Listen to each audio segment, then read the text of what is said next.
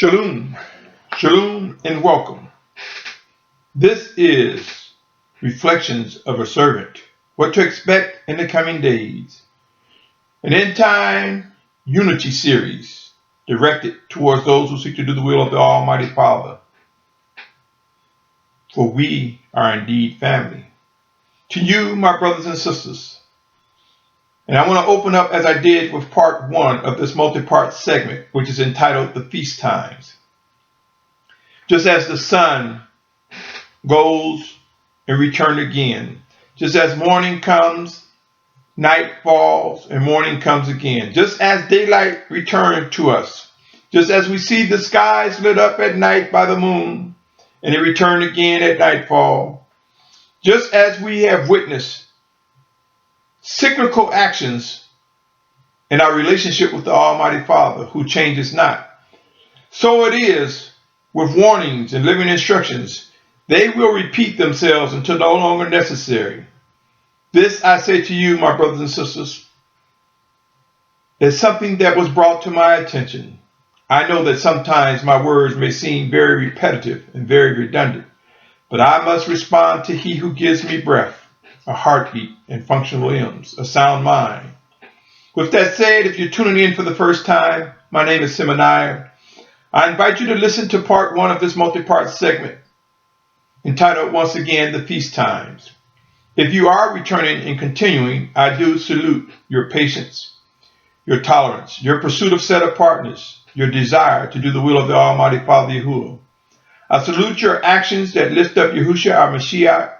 And with these words said, let me continue on the matter of the blueprint of maturity that can be discovered in the feast times. The first feast, the Passover. My brothers and sisters, who is able to discern, unless we can identify the Almighty Father Yahuwah, His plan for our restoration and fellowship with Him, the meaning of sacrifice and atonement, the power of being washed in the blood of the Lamb? There can be no set apart people. We must identify He who is Almighty. We must identify that He manifests His word in the flesh. We must identify the sacrifice, the resurrection, being washed in the blood of the Lamb. We must recognize that this is indeed a part of us being brought into fellowship, restored fellowship with the Almighty One. Thus, the feast of Passover is first. Let us celebrate this, knowing all that came about with Passover. How our life was restored and began in recognizing the power of Passover. Unleavened bread, my brothers and sisters, leavened and unleavened are words oftentimes used to describe influences. There are set apart influences, and we have witnessed evil influences, both battling against one another. It is important to know that the criticalness of being able to discern between set apart orders and wicked influences. Believe it or not, we must and will come to learn how to grow in discernment and know the difference and be disciplined. When we come to recognize Yahuwah's word manifest in the flesh, when we experience the set-apart spirit of Yahushua sent in Yahushua's name, of Yahuwah sent in Yahushua's name, when we come to embrace the need to be able to discern truth, now we have the second building block towards maturity. From recognizing how we became alive in Passover to now, as a result of recognizing, embracing, and seeking to do the will of the Almighty Father, we find ourselves able to judge and discern the difference between set apartness and wickedness. Thus, the Feast of Unleavened Bread contributes towards remembering such. Now, my brothers and sisters, we move on to the next feast, the Feast of First Fruits. There should be no doubt that some of us receive instructions and discern set apartness quicker than others. I'm compelled to believe many of us have at some point in times past received set apart instructions, a revelation, maybe a vision or a dream, or have witnessed scriptures coming alive that brought so much excitement. We ran to others to share that excitement, and they were not able to receive it yet. Many of us fail to realize that sometimes chosen leaders of the Almighty Father Yahuwah may be the first ones to receive instructions to direct others, or that the Almighty Father Yahuwah in the name of Yahushua has chosen someone, any individual, a child or adult, to deliver his words of set apartness to us. We forget that this is natural, that it is spoken of, that not everyone will get things first. We forget that. And so we become so excited. We try so hard to make others see what we see, to make others realize what is so exciting about the life and something that was shown to us by the Spirit of Yahushua, that we try. We get upset. Sometimes we even argue.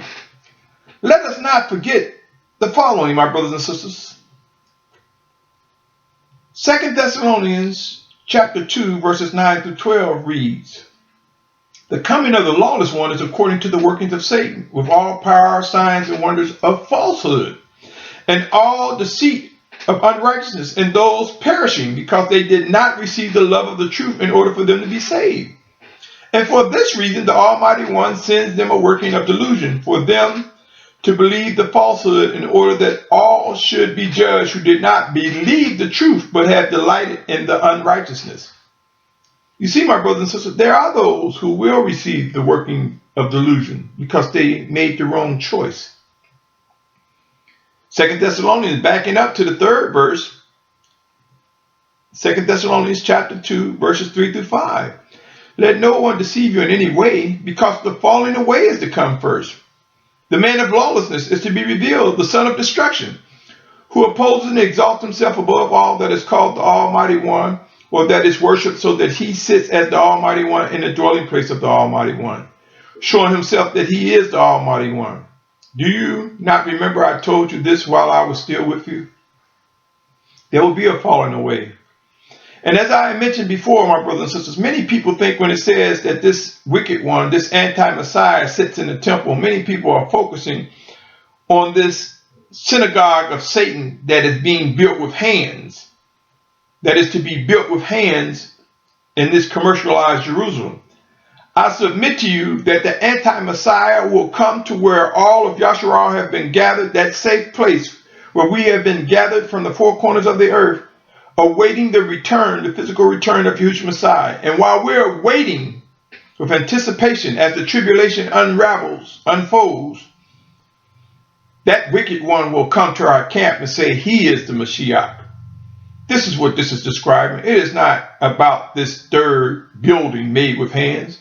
Who is aware that the Almighty is not concerned with buildings made with hands?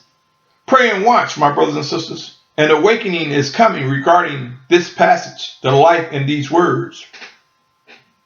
And I am compelled to believe that the Spirit of Yahushua has shown me that when the anti-Messiah began to march with wicked nations against the set-apart children to that set-apart place where we would have been gathered from the four corners of the earth, it would be around the same time that the two witnesses of Revelation will be called up from their death in the streets of true Jerusalem.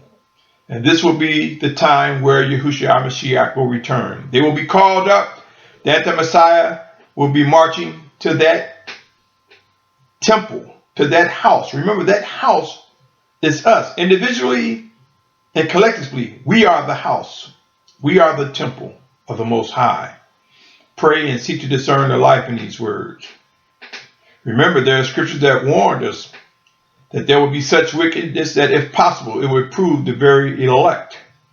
It will fool the discipline, if possible. Remember that passage, my brothers and sisters. Matthew 22:29 said, Yahushua answered and said to them, "You go astray, not knowing the scriptures, nor the power of the Almighty One." Who can say that there's power in the scriptures if you don't know the power of the Almighty One? Who can say that they know the power of the Almighty One and not see its connection to the scriptures? My brothers and sisters, also be mindful of the following as well. Matthew 10:34 and 36. Do not think that I've come to bring peace on earth. I did not come to bring peace but a sword. For I have come to bring division, a man against his father, a daughter against a mother, a daughter-in-law against a mother-in-law. And a man's enemies are those of his household. So remember, my brothers and sisters, as we receive set-apart instructions, as we become enlightened to set-apartness, as first fruits, remember there are those who will not get it. There are those who will be our enemies. Let us not try to force enlightenment on someone that will fulfill the falling away, on someone that will be proven to be our enemies. It is important for us to realize not everyone will get it. Not everyone will be able to discern set-apartness right away. Some will never get it. Many will be void of hearing what the Spirit of Yahushua is saying. And there will be those who will get it later, at a later time, after the latter rain, so to speak. If we come to recognize that there will be those who receive set apart actions, instructions, and orders first, that there will be those who will be obedient quicker than others, if we come to recognize and realize that it will relieve us of the stress of trying overzealously to convince someone what we have experienced, to try to help them to discern what we have come to see. It will relieve the stress. Yes, I've witnessed many people so excited when they receive an illumination or revelation, enlightenment from scriptures, the life in the scriptures. Run into a brother or sister to share that excitement only to be disappointed that they run up against some who have not received that confirmation, who cannot bear witness at that time. And then facing disappointment, trying to convince, trying to speed up, trying to think that in our own cognitive ways, in our own strategy, we can make them understand. Let us remember there will be those who have the workings of delusions. There will be those of the falling away. There will be those overtaken with unbelief. Let us be patient, my brothers and sisters. Let us remember and trust Isaiah 55:11. Let us know that any set apart words that originate among us come from the Almighty Father Yahuwah, and they will not return to him void, nor will they return to him empty, but will accomplish what they are designed to do. Let me take a moment to read Isaiah 55, and not only 11, I want to read 10 and 11. It reads as follows. For as the rain comes down and the snow from the heavens, and do not return there, but water the earth and make it bring forth in bud, and give seed to the sower and bread to the eaters, so is my word that goes forth from my mouth. It does not return to me empty, but shall do what I please, and shall certainly accomplish what I sent it for. My brothers and sisters, the sequence and the feast times represent the need for understanding, order, and structure. Who is able to discern how and understanding the feast of first fruits? We do not need to try to push set apartness on someone who's unable to receive it at that time. That the need to be patient is there. Let us pray and watch, my brothers and sisters. Who is able to see how feast times are like building blocks towards maturity? From Passover to unleavened bread to first fruits. Are you able to see? Are you able to discern how, if we recognize these as building blocks towards maturity, we would be a much stronger nation to this day? Are you able to discern that these will become clear to us? My brothers and sisters, I will pause here and invite you to continue as we move on to the other feast times, the other set apart times, the other Moedim. And I believe that you will come to discern the life in these words and see how they are important towards the unity of Yasharal, an awakening nation. Until next time, stay tuned as we move to part 3 of this multi-part segment, once again entitled The Feast Times. Until next time, Shalom, Shalom, Shalom.